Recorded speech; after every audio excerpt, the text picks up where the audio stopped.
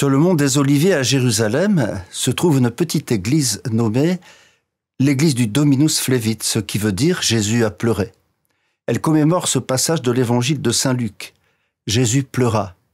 Ah, si tu avais reconnu en ce jour ce qui donne la paix. Jésus, dans son humanité, a éprouvé les sentiments humains que nous connaissons.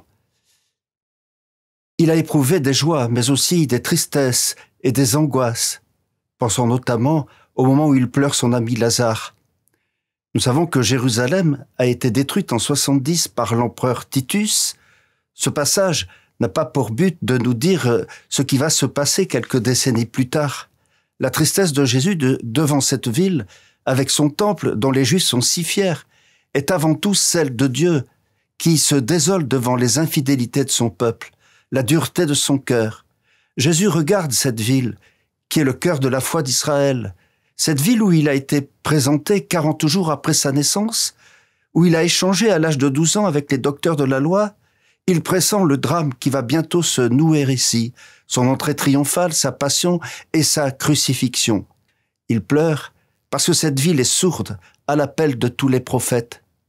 Mais cet épisode situé dans le temps peut et doit nous parler encore aujourd'hui. Jésus continue d'aimer ce monde, mais il veut le sauver. Il pleure en le voyant si rétif à l'amour de Dieu.